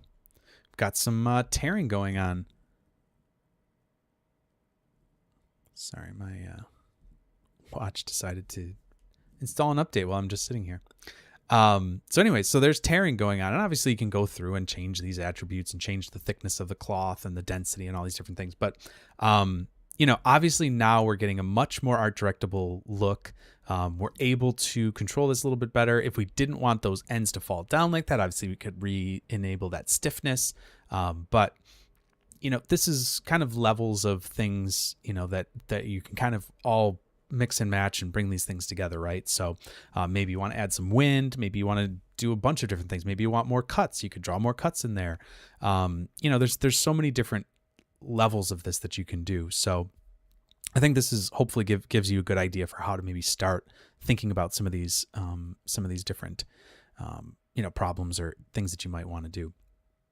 All right. So if nobody else has any questions about that, or any thoughts about that, I think we'll move on to kind of the last little setup that I wanted to do, which was the kind of stitching, kind of bringing cloth together animated constraints, which is what Mark was showing us last week, and he talked about that a little bit. I'm sure I'm going to be going about it a little bit differently than what he did, but it's going to be more about the concepts of it than really the actual building of the constraints and the very specifics of it, but just understanding kind of how you're doing it. And then you can obviously build off of that and go into more complicated details. But yeah, if you guys have any thoughts or questions, let me know. And we can kind of answer those. And if not, we can keep rolling here and get into some stitching, not stitching, but like bringing cloth together with constraints.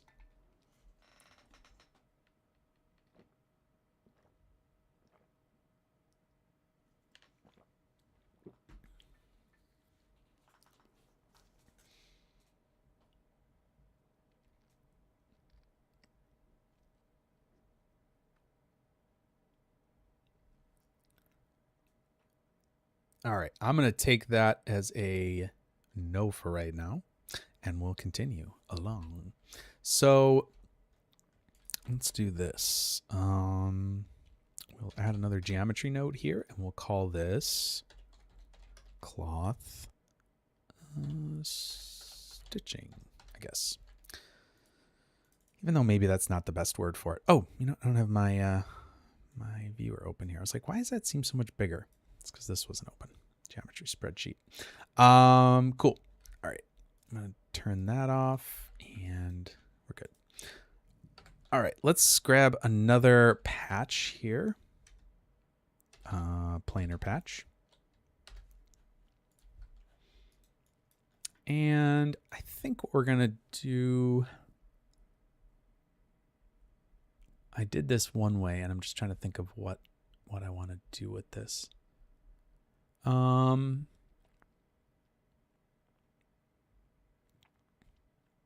right. Yep. So what we're going to do is let's start out with two kind of pennant shaped objects. Let's do it. Sorry, I keep getting this tickle in my throat. So let's do two kind of trapezoidy kind of pennant, hanging pennant shapes. So I think this will be 1 by 2. Sure, that looks good. Let's give it a little more resolution here. We'll do something like that. And let's taper this. Nope, we want it to taper on the bottom. There we go. So we'll do something like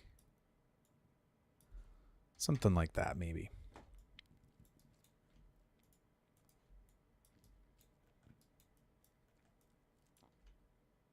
Okay, cool. So this is one of our pennants. And what I'm going to do is I'm going to have this seam. Let's see here. I want it to seam on this side. So what I'm going to do is I'm going to, again, do this little mirror trick. And I'm going to transform this because I just want two identical pieces of geometry. I'm just going to translate this over a little bit. Let me turn this grid on so I can actually see what I'm doing. How wide was this? This was 1 wide. So let's set this to be minus 1.1. Oh, that's not right.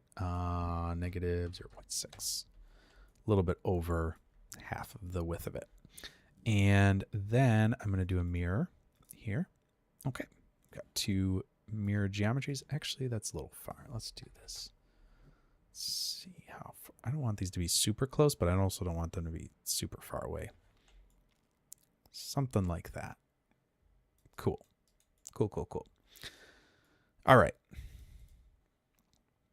So the nice thing here is I can actually do, I think these are going to be the right seam. So we'll do this. And if we turn this on to points, there we go, planar patch right. So we're going to call this, we'll just call it pennant like that. So now we have pennant right. So that's kind of fun. Gives us a little OS here. That is weird. I don't know why it's in brackets like that.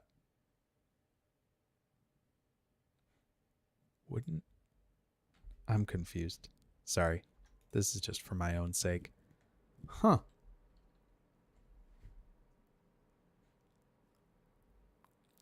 I have not seen that written like that before that I can think of. Maybe that's for a group thing. That's weird. No, it's just anyways, sorry. I'm not sure why it's like that. Anyways. All right, cool. So the good thing here is that we can actually have those matched up. And what I can do as well before we mirror that is I can enumerate this. I should be able to do it just for the points. Pennant right. So everything else have an index of -1. That's fine. And then all those points in that group will have an index. I'm not setting an ID specifically because that's what a lot of solvers will look for. So I think that's why this enumerate adds this attribute index, just to allow you to be able to index these points to each other. So now I know I have these groups and I have an index on each of these points, but specifically not just on one of them, but I should have them on 2 of them. So you can see.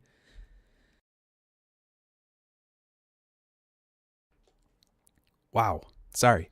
Hopefully my mic mute is working. Anyways, so what this is going to allow us to do is basically draw constraints between those 2 pieces of geometry and make sure that they connect based on that index. So that is what we're going to use that to kind of make our lives a little bit easier here. So we have our group set up here. That's all good. Great. I think we're getting that's pretty good. All right. So let's add a cloth here. So we'll do a Vellum configure cloth like so. Now we've got our two things set up here. I'm going to definitely reduce the thickness of this a bit just because we don't want, like, if we're getting these too close to each other, we don't want them to be like trying to solve that constraint and they're both jittering or whatever. So we'll do that. And then the other thing we're going to need to do is do some sort of a glue constraint between them. And that's like going to basically be a distance constraint. And we're going to be able to animate that. So let's do a, sorry, not that. We're going to do a glue and Vellum glue. I'm pretty sure. Yep. Okay. So here you can see that we have our, they're drawing between each other. And if I change my max search distance, this should, what's happening here? Why is that not doing that?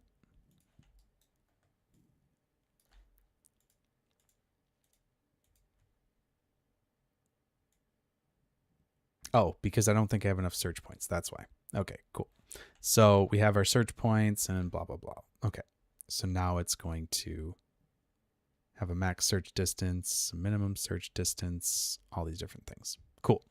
Okay, but we want to be a little bit more clever than that, than just specifically saying, look for the closest point and here's all the points you have to search through and blah, blah, blah.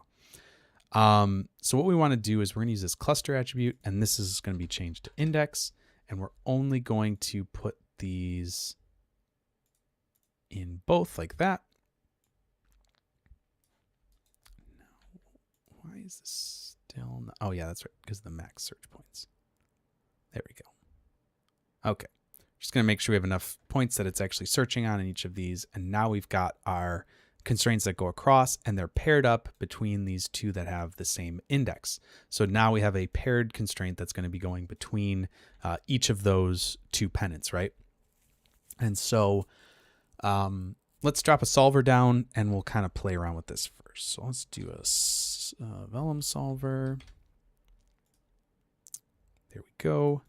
Again, I'm going to turn these up a little bit just to get a little bit of a nicer flow here. Let me turn off these group visualizers because that's getting a little annoying. All right, let's just, oh, I need to constrain them. That's another thing I need to do. So let's use the same top seam. We can do that.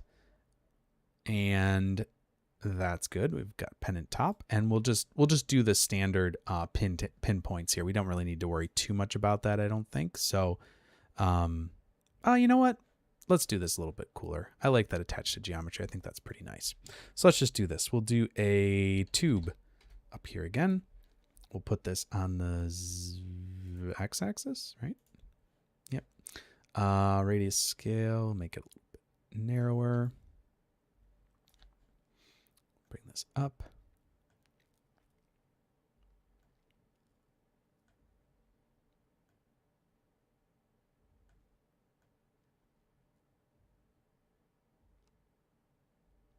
All right, so we're going to do that. That tube is going to be our fancy, I'm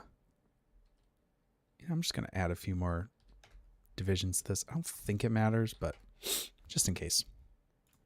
All right, so we'll do that. Now we have our cloth here. Now we have our glue. Let's do our attach. Vellum attached to geometry. And what we wanted to attach is obviously up here. And we want to use the point group, which is going to be the pennant top. And now that's attached like so. And actually this is going to be nice because they won't be pinned in place. So they actually should be able to move a little bit more here and kind of bend a little bit better. So we'll see what this does. Hopefully this will be a little bit more interesting looking than what I did the other night, whenever that was, that I was messing around with this. All right, so we've got our Vellum solver here. Let's just visualize some of these things like, no,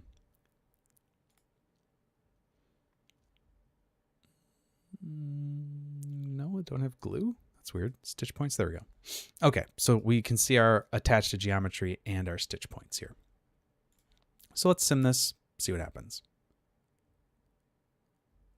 So nothing too interesting. It's pretty straightforward and boring. Now the actual interesting thing here is that these are linked together now, right? Because they have these constraints. So they are going to be kind of glued together in a way. We could obviously animate lots of properties of these, like the stiffness of this and the compression stiffness, all that kind of stuff, just to make sure that they, that they have some more play and stuff like that. In fact, we could adjust this glue constraint here to, the stretch stiffness is pretty low as it is, so that should be fine for right now. We'll see if we need to up that to be able to make sure it closes properly. But I think that should be pretty good. Compression stiffness we might want to turn down. We can see how that works. But let's add some wind into this because that'll make this a little bit more interesting. Let's do pop wind. I'm going to have it come from X and a little bit of Z. So let's do maybe like 3 there and like 1.5 there. Maybe we'll just do 1. And I'm going to jump up and turn off the wind up here. And I'm going to turn the air resistance down. Don't want it to be too high. That just basically gives it no opportunity to do anything like interesting or whatever. Can't really like, it kind of locks it too much to the noise if the air resistance is up super high. All right, so we've got this blown around. It's actually like they're linked together, but it's not crazy. And you could obviously change, the compression stiffness would probably allow them to do some more things to kind of come closer together. So let's just play with that real quick. Maybe we'll just do like 10 on the compression stiffness, see what that does. See if that lets those kind of move around even more than they were before.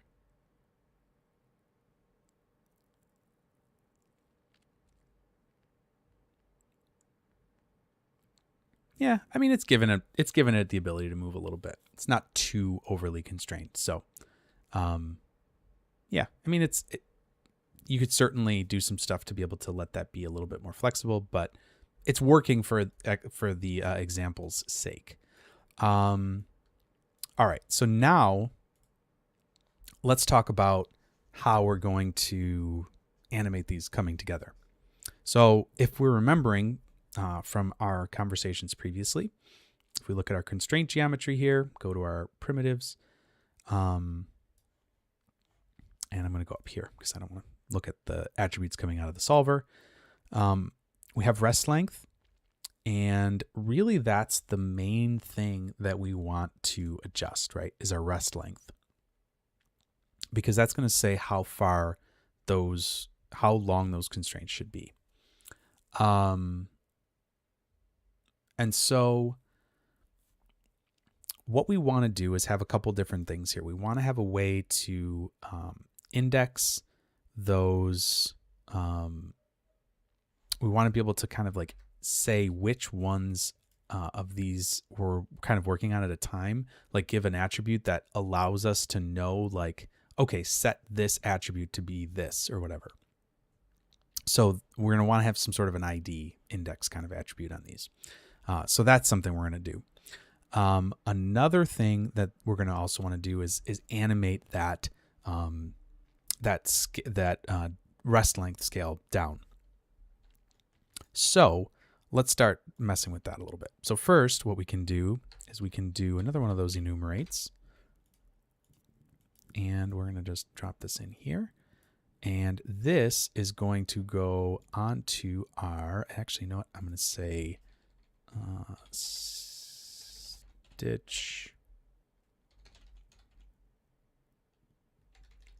Stitch together. That's going to be the name of that. Actually, no, my bad. This is going to be stitched together because that's those, right? Yep. And then this is going to be attach. I can spell.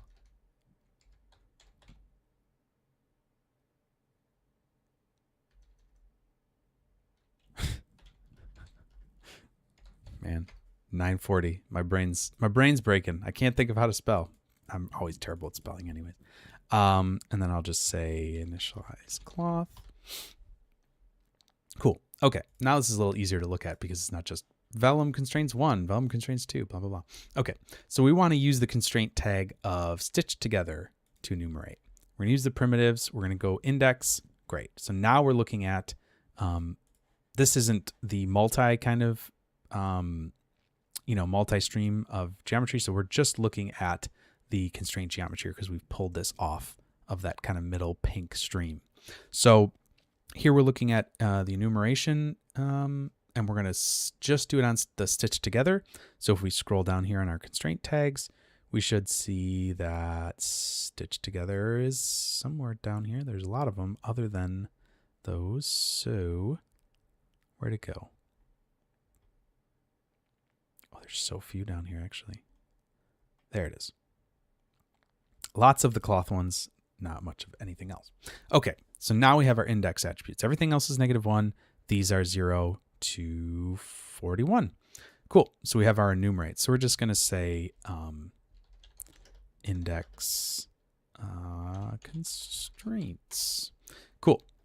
All right, so that's important now. Now we have that attribute in our simulation here. On our constraints geometry, you can see we have indexes. That's all working good. Okay, so the reason I'm doing that is because I want to just animate in SOPs and then copy that information into our DOP solver. That's literally the extent of it. I don't want to be doing anything crazy in DOPs. I just want to do it all in SOPs and just be a little bit more flexible with what I can do. So I'm just going to pull this down a little bit.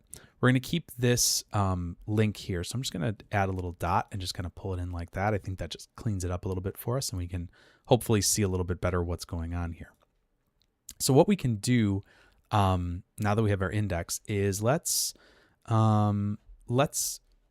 adjust this attribute here, right?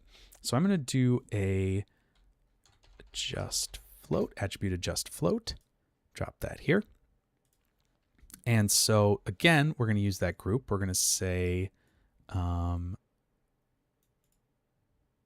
this is going to be a primitive, and we're going to say the same thing here. We're just going to grab this because we don't want to change the other one. So we're going to do that.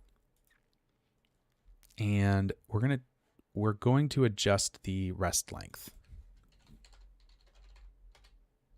And we can also do, I wonder if we can do them both. I don't know if we can do this. Rest length ridge.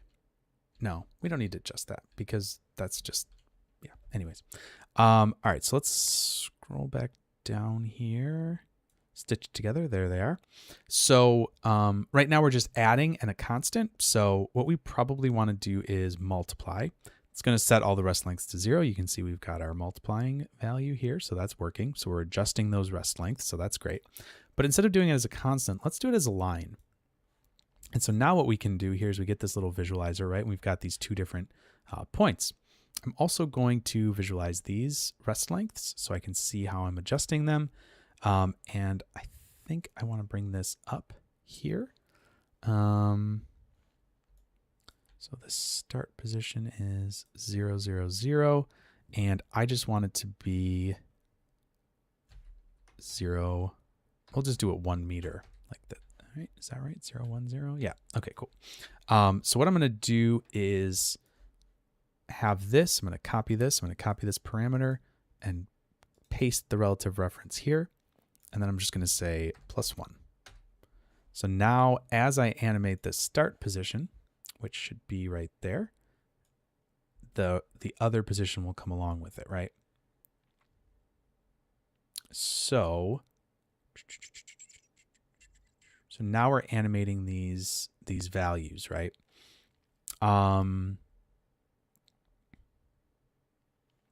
I want it to be the other way. So I'm going to do this -1. And now I should be able to just do it like this. They should all slowly go down. So they're going lower here. Cool. So I'm just going to put this maybe like at 2.002, like that. Cool. So just on the edge of it. And I'm going to change the minimum value. Instead of it being 0, I'm going to do like 0.15, just because that's like a little bit over the distance, the edge length scale thing. I'm just going to try that as like a minimum value. We can obviously adjust that over time. So the end position is working, and let's just animate this start position. So I'm going to change it to start here. And then let's go down to maybe here, and we'll just bring this guy down like so, and then add another keyframe there. And now we've got our keyframes working. And so let's just put a null down here. And I'm going to say constraint anim.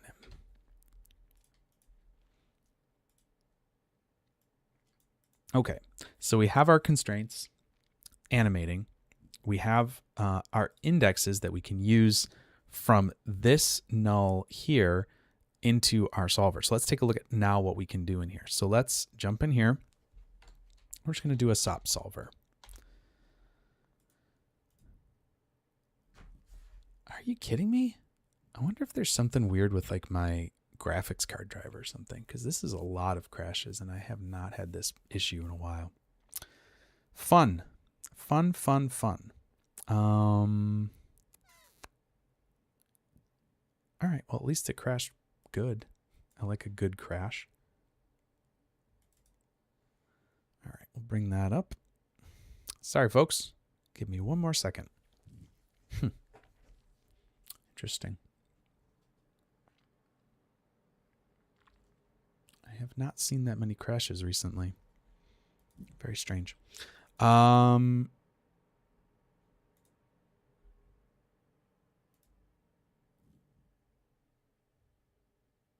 Okay, perfect. Here we are. And let me put that up so we can actually see some stuff there. Cool.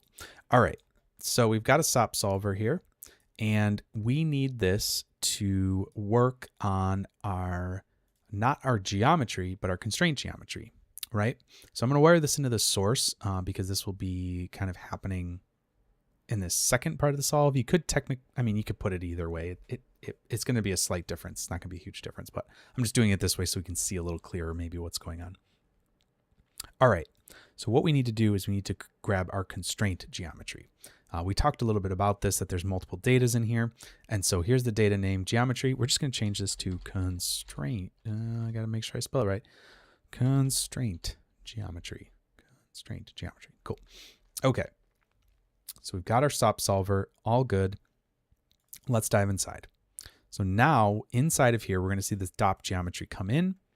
If we middle click on it, we can, or just look at it, we can see that this is very clearly our constraint geometry. We can see we've got our constraint tags. We've got the points up here to attach it. We've got these distance constraints in the middle. So all good. So what I'm going to do in here, since we're just in SOPs, we're in geometry now. We're back in SOP world. So we've basically just kind of cut DOPs out of it, right?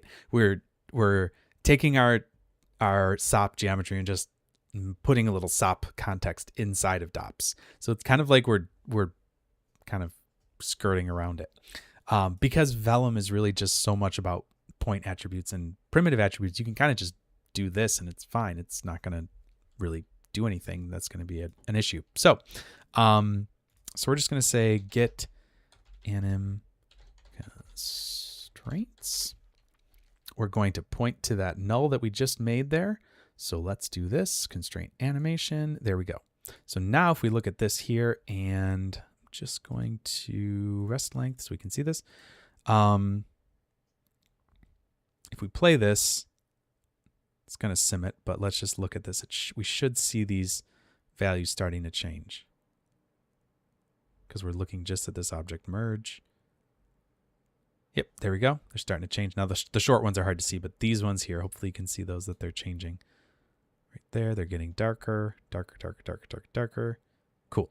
So our constraints are animating, right? But what we actually want to do is have that come over to this side here, where we've got our animated constraints, right? So we can't do an attribute transfer, right? Because that's not going to work because this is moving geometry and that has to do with, whatever. So what we can do is we can use an attribute copy. And so here We're going to drop this in, get our second geometry here. So now what we're going to do, we're not going to attribute copy CD. We're going to attribute copy rest length. And we're going to match by attribute. We're going to match by index to make sure that that goes across. And we want these to be by primitive groups. Why is that doing that? Because those need to match. And the primitive group that we need is going to be, let's use that stitch together constraint. Let me just go back up here. I think it was right here. Yep.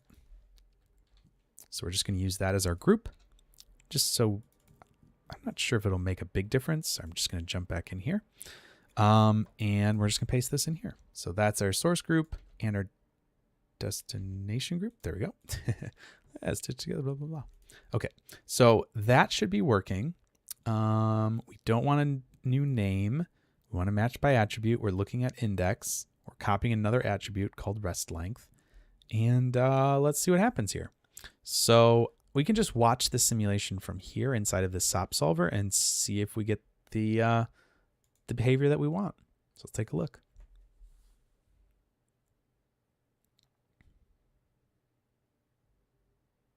Oh yeah, I see it starting.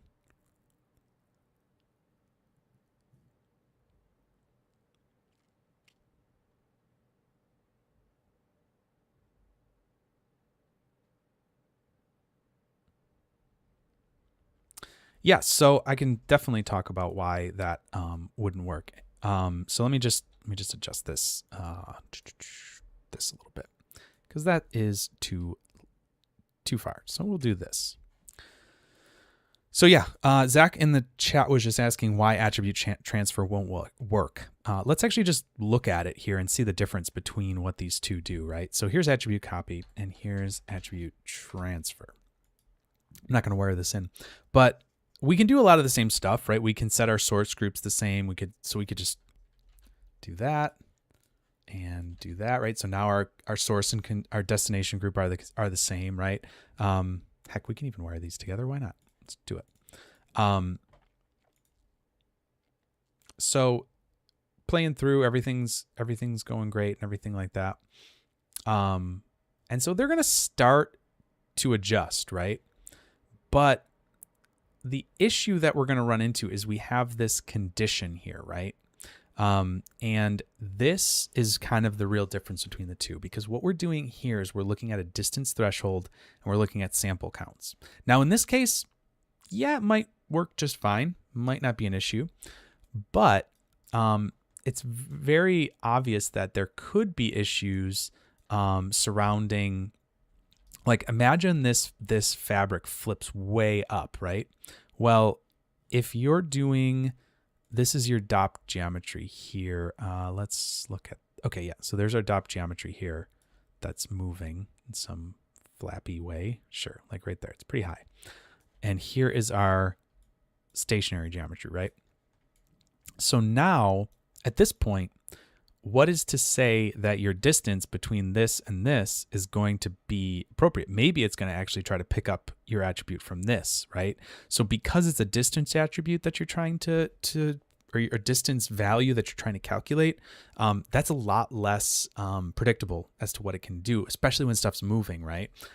If your objects are moving the same, great, you could certainly do that. But in this case, because we're just using static geometry, the attribute transfer is not the best choice for this. Now, the attribute copy doesn't care how far these are apart. They're just matching that attribute based on this index, right? So we've indexed all these attributes. You can make any attribute to match it with. You could ID whatever you want to do. You can set any number of attributes that could be the same. I think they could even be string attributes probably. So you could actually match by name if you wanted to. But what that's going to do is it doesn't matter where this thing's going to be. It could be way up over here, and it's still going to know to look to this primitive right here because their IDs match, right? So, like, for example, if we were to, let me just pull that up, right? Because we can actually look at that. So where is it? Index. And I'm going to right click on this, edit it, and I don't want it to be a color. I want it to be a marker. And there we go. There's our text. And so if we instead do, let's do this. Let's just grab both of these. I'm going to shift click these and merge them together. We're going to look at both of those. So now we can see, yeah, there probably is something that you can copy it based on. No, I think it's just based on distance. Yeah, there's not really like a good way to constrain that to certain things. But yeah, that's the example. But just so everybody else can see that, glad that helped, Zach. But just so you can see, like in this case, we have 2 and 2. So these are matching up, right? I've merged these two streams of geometry together. So now we can see that this 1 and 1, those two are, it's always going to take, so this is our simulating geometry, and it's always going to look over here to the 1 on our static geometry that we animated the attributes on, right? Because you can think of it as this way, right? What I'm doing here is I'm just animating out here, right? This static constraints. I'm going to turn that off. And we can even look at the rest length. And so when I'm animating them here, this is much more, we know exactly what we can kind of move this nice and linearly.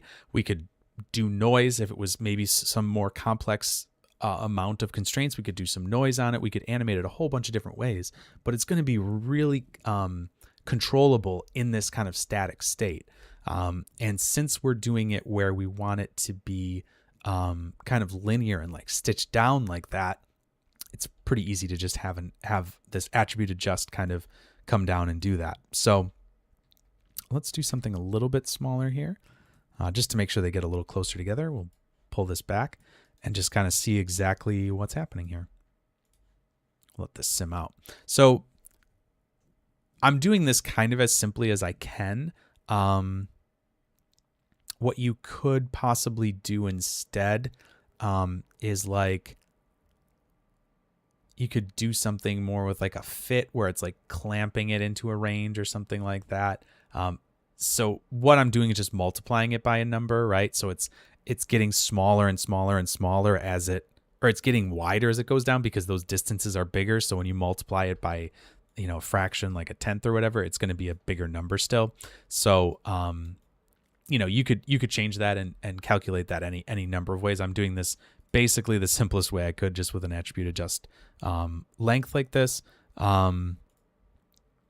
Just trying to think if there's something else I could do here.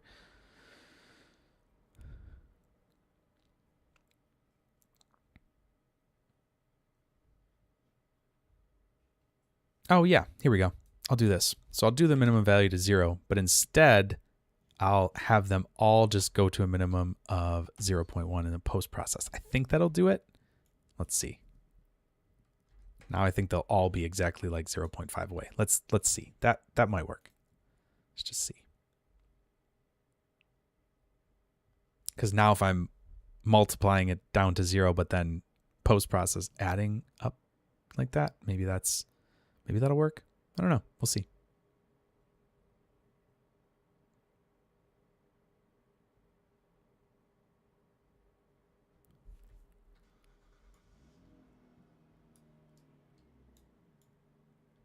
Yeah, now it looks like they're all equally the same distance apart. So what I could probably do then is change that to be, I don't know. We'll just adjust this a little bit, play around with this a little bit. So yeah, so now there's no maximum, but the post process is clamping it to that as the minimum. So now they should get a bit closer. Yeah, it looks like they're getting closer. There we go. Cool. It's a little bit more even down the whole thing. So there we go. So now we got some stuff going on here. So we've got kind of a stitched little piece of cloth going on. And if you remember the way Mark did this the other day, he had the pieces overlapping. So that's why they were like coming a bit more together. So he kind of had them like overlap like that when they came together. So just a little bit of a different way. I'm just doing them next to each other. And obviously there would be some collisions there if they, if they're touching specifically because, there's some scale to these points themselves. I wonder if that's actually the scale of those. Let me just double check here. I just want to visualize this. No, it's not. Okay.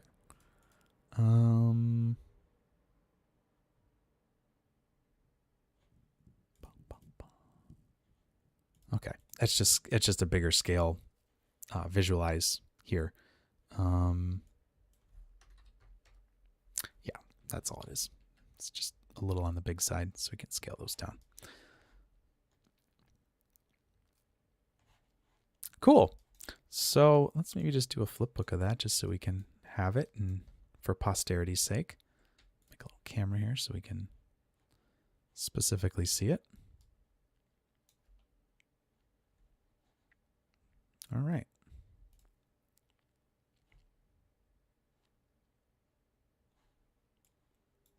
So there we go. That's kind of, I mean, there's obviously more ways that you could go about doing this, but it's a pretty straightforward way of animating some constraints and then having them, come together, shorten based on some scales that you're doing in SOPs, basically copying that over into DOPs or just transferring it over into the DOP network with a SOP solver, and then copying that attribute onto the animating solved geometry. And it's pretty robust, actually, with the top of the those pennants being not rigidly attached. It actually works a lot better than what I was doing the other day. So yeah, that's kind of a nice thing because it's trying to solve those constraints. But if it can't, if this can't move up here, it's going to do some weird stuff. So now it's going to kind of be able to sort of resolve itself a little bit there because it's flexible. Now, you could obviously do a lot more constraints here and things like that, but yeah, there's tons of stuff you could do, but now it's almost like we're treating this as one piece of cloth in this case, where they're all stitched together really closely and kind of all attached together. You could obviously add noise to that that process to make it, a little bit noisy as it's zippering up or whatever you want to say. But hopefully that's something to kind of see how you can work with these cloth constraints or just constraints in general and animate them, right? We're going to do this more and more as we're kind of going through this series. And there's obviously lots of different places where animating these constraints will be really beneficial, where you want to direct something and kind of control it in a really specific way. So hopefully this hopefully gives you a good sense of how you might go about doing something like this in a really controlled manner, really, that doesn't involve this crazy amount of maybe new knowledge in a DOP network or building some sort of crazy constraint network. It's really just kind of copying some attributes over that are animated, and you get a really nice result out of it. So, if you guys have any questions about how I'm doing this or why this is working or what conceptually is happening here, happy to answer those, before, signing off for the evening. But, I'll give you guys a second to kind of formulate and take a short little moment here to have a little sip of beverage.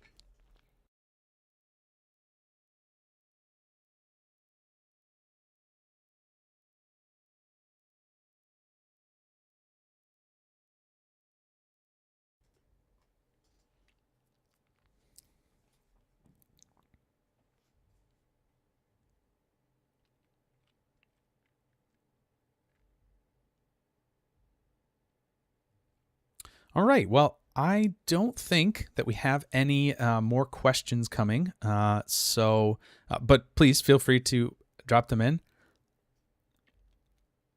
Yeah, no problem. Yeah, of course, man. Zach, I appreciate your questions. They're very, I'm glad to be able to kind of talk through some of this stuff in real time, because if you have a question, somebody else probably does. So I appreciate you throwing your thoughts in the chat. So, and everybody else too. Thank you for being part of it. But yeah, so this is, again, just some of the kind of entry steps into this process.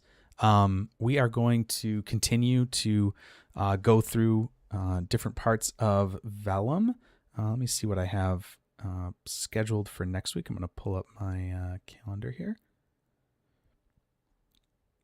I think we're going to switch it up a little bit next week and talk about some grains in Houdini. I've done that before. In fact, one of my most popular YouTube videos is about snow, grains. So that's kind of funny. People just apparently really are curious how to make snow. So we might talk about that a little bit and some regular grains and all that kind of stuff. It's actually going to be probably a little simpler to follow some of that stuff, but I think there's some really cool things that you can kind of play around with and make work. And another thing we can do is even create explicit constraints with grains. So we'll talk about that a little bit. I've done a couple different streams about that as well, but we're going to try to kind of keep it a little bit, instead of trying to be making something specific, we're going to keep it a little bit lower level and talk about what's going on and how those constraints are being made, and what the thought process should be behind kind of building these different networks. So next week will be grains. At least that's what I have right now. And if for some reason I have to swap it out, I will let you know, but that is the plan. So, so guys, thank you so much for joining me this evening. I hope that this will be very helpful for you. I've had some good feedback just from the first episode alone, which was great, like the first of this series. So that's really cool. I'm glad that it's helping people. And if you have any suggestions or anything like that about how to better present this stuff, or any questions, no problem, KG. Thanks for being here on the stream. If you have any thoughts or comments about how to make it better, please feel free to go to our Discord. The link is in the chat, HoudiniHangout.com. You can get to the Discord server if you're not already there. You can make suggestions about, how we could make the stream better, or comments, or ask questions. If you're running into problems, there's a help forum there. And I also added a little spot for beginners. So if you feel like you're like, oh, I'm really new at this, I don't want to ask a stupid question, there's a little spot there that I just set up. I'm going to start collecting some beginner information in there as well, and maybe pin that in the channel. But, please feel free to use that if you're a little nervous, like, oh no, somebody's going to think I'm stupid. Like, I actually have to do that with other people in side effects. I actually had a conversation about that today. So like, please always don't be I'm afraid sometimes to ask questions of the other people that I work with, because I'm like, oh shoot, they're so smart, they know all this stuff. So it's a little intimidating to talk to people that are creating these tools, to be like, hey, how do they work? It just feels like you're like, I wish I knew how these things worked, so I didn't have to ask questions. But anyways, so yeah, please always feel free to drop a question in there, and I'll do my best to answer, or try to find an answer for you if I can't. And there's other people that follow the forum and stuff like that are way smarter than me too. So, or not the forum, the Discord server, whatever. I'm old apparently. Cool. Well, guys, thank you so much for tuning in tonight. And next week I will be back with another episode of Vellum simulation. We'll be talking about grains.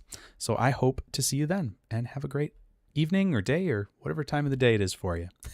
Have a good one. Bye, everybody.